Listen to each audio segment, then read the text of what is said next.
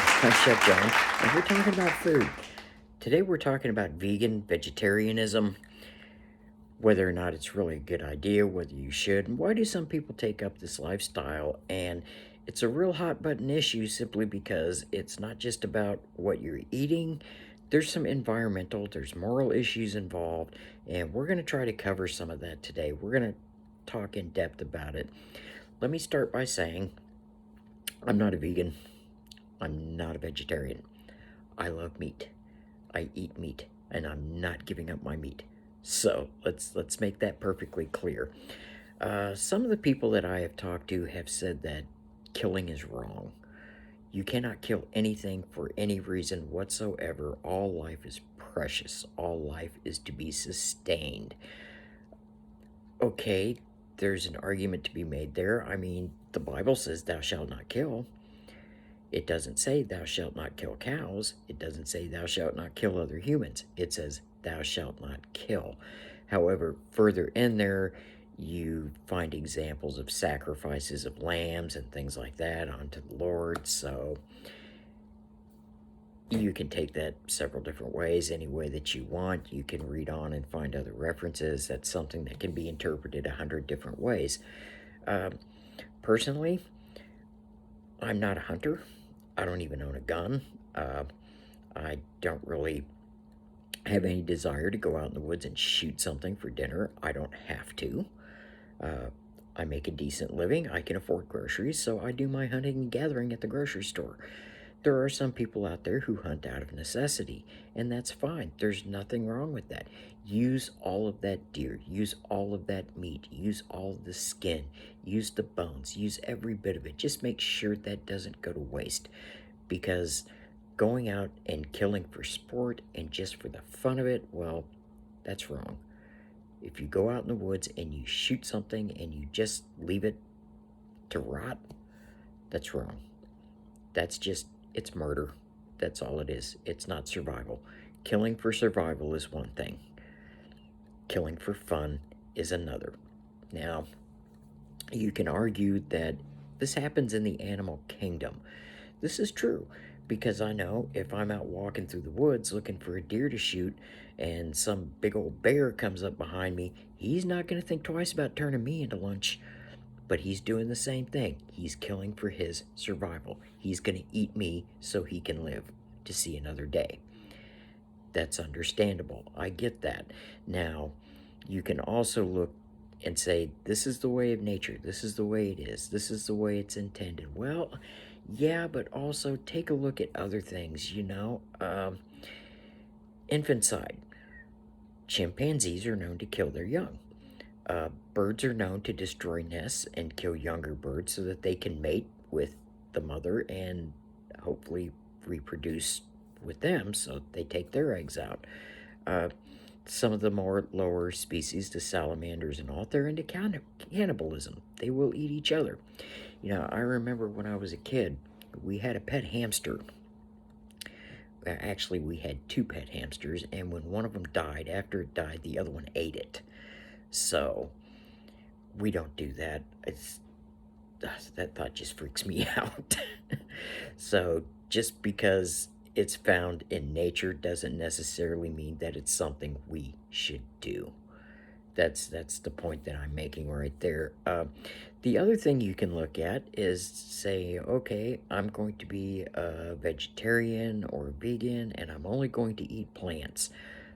Okay, are you not killing a plant when you go in there and eat it? Isn't that the same thing? Plants have a life cycle. They live, they die, they breathe, they thrive off the carbons that we exhale. They let out the oxygen that we inhale. We thrive off of each other. These things reproduce. They have a life cycle. Even though they're not sentient, even though they really don't particularly know they're alive, they are. Isn't that considered life? Wouldn't that be considered precious? So aren't you killing something, taking a life? Or are you just going to say, yeah, it's okay, it's just a plant? I kind of agree with the Buddhist philosophy that they will only eat the fruits and nuts that the plant bears, not the whole plant itself. And that's how they preserve life in the plant kingdom. I like that. That's a really good philosophy if you want to be a vegan or a vegetarian. Now, some of the other concerns that I've heard is, and this is the really big one right here, how is that animal raised? How is that animal treated? Well, I spend a lot of time on Netflix and Hulu and Amazon Prime, and I watch every documentary that comes out about food, diet, nutrition. Okay, some people say I'm obsessed, but I can tell you offhand, you watch these videos about slaughterhouses and meat production and things like that, folks, that will turn you into a vegetarian to watch that stuff. It's horrible the way these animals are treated. Now, on the same hand, is it a good thing to take an animal, bring it to life, raise it, feed it, treat it well, and then kill it and eat it? Is it right to raise life, to bring life, just for the sole purpose of killing it later? That's kind of a moral issue, and I have heard that argument that we should not do that. Uh, and again, we as humans, we would not raise children solely for the purpose of harvesting organs.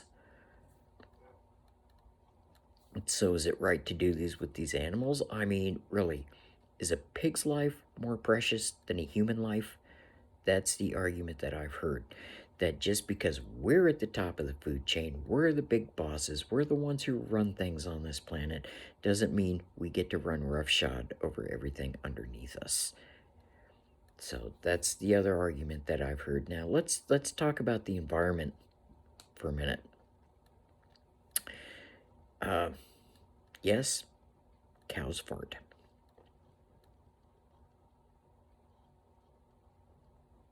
And when they do this, they release a lot of methane. Now, take a look at the big slaughterhouses, or not slaughterhouses, but the stockyards and the cattle ranches and all that run 10,000 herd of cattle through there. And every one of these cattle is releasing methane through its bowels up into the air. And we all know methane is bad for the ozone layer. The United Nations Panel on Climate Change very clearly stated cows do more damage than cars simply because of the emissions they produce. Now, if you stop and think about it, not only are they emitting this methane up into the air, once that cow goes, if it's on a ranch, if it goes to slaughter, it needs to be put in a truck and driven to the slaughterhouse. More emissions right there. Once that animal's processed, it's put on a refrigerated truck and driven to market wherever it's going, whether it be across the country or across the state. Either way. So you're looking at these cattle leaving a pretty good footprint in the environment right there. Now, the other thing is, how sustainable is this really? I mean, how much sense does it make that it takes 7 pounds of feed to produce 1 pound of beef? It takes 1 pound of feed to produce 3 pounds of pork and 1 pound of feed to produce 2 pounds of chicken. Is that really cost effective? Is that really sustainable? Stop and think about it for a minute. 1/3 of our farmland out there goes to producing feed for livestock. 1/3. That's a lot of land. Now, when you figured that this is going into feed to go to a cow to produce meat that you're going to eat, why not just skip the middleman? Why not just grow food for us to eat on that 1/3 of the land? If we all give up eating meat and we become vegans and vegetarians, that 1/3 of land is going to feed a lot of people. Do you know it takes 99.6% less water for a pound of potatoes than it does a pound of beef? 97% less water to grow chickens, as opposed to, if you look at it in terms of potatoes, it takes 99.6% less water to grow a pound of potatoes than it does a pound of beef, and 97% less water for chickens. Okay, so this is all it's really not that sustainable. Water is not that big, bountiful resource that we all think it is. Uh, Big secret, folks, there's really not enough water to go around out there. It's not a never ending resource. So let's also look at the other reason, and this is what a few people have told me, probably more than anything. The majority of people that I've talked to have told me they're doing it for their health. Well, true. I mean, eating a lot of red meat does build up cholesterol. It causes you heart problems. It causes you bowel issues and things like that. I'm not going to argue that point. There's a lot of truth to that. But a lot of people say that, well, vegans, vegetarians, they're protein deficient. They got to take supplements to make ends meet because they're just not getting enough proper nutrition. Okay, folks, that's a lot of hooey right there. You know, look at a newborn baby. Now, this is right at the time where this baby's body is really beginning to develop, and what it really needs is protein. And so it takes mama's milk. And you know what it's getting there? About 6% protein. Whereas you can eat fava beans, which are about 28% protein. So it's about making good choices. It's about, if you're going to be vegan or vegetarian, it's about knowing your protein contents, your minerals, and things like that, knowing what's in your food and making the proper choices. And there's not a plant or a vegetable or anything out there that is, they can all supply you with everything that you need on a daily basis. You do not have to eat meat to survive. It's plain and simple. And you can be very healthy and you don't have to take any extra vitamins and things like that. You know, the USDA, the American Dietetic Association, and the Dietitians of Canada have all recommended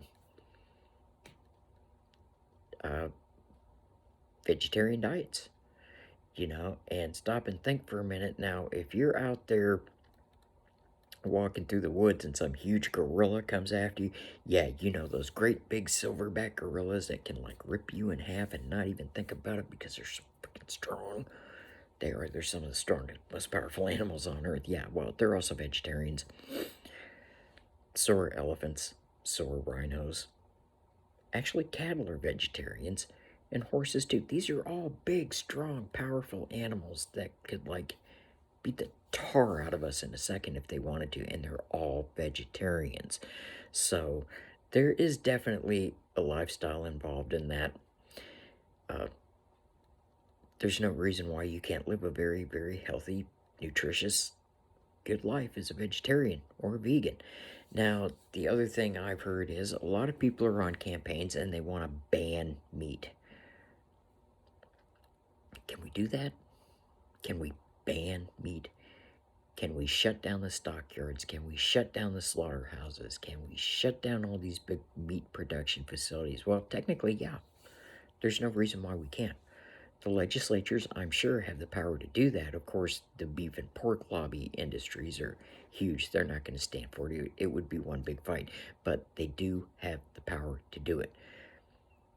Just because you can doesn't mean you should. Okay? Like I said at the very beginning of the broadcast here, I love meat, and it's my choice to eat meat. And just because some asshat up in the Capitol thinks it's a bad idea to eat meat for whatever reason, he should not legislate me out of my right to choose what I put in my body. Plain and simple as that. Remember a few years ago in New York when they decided they were going to ban sugary sodas? Yeah, remember how well that went over? Yeah, I remember that quite well.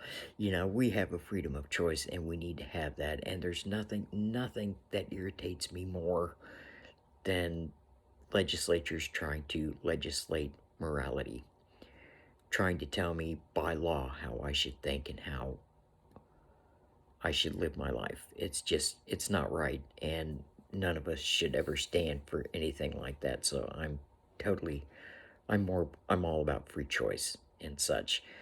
So I'm Chef John. Thanks for tuning in today. And I hope I said something interesting. Hope I said something that piqued your interest.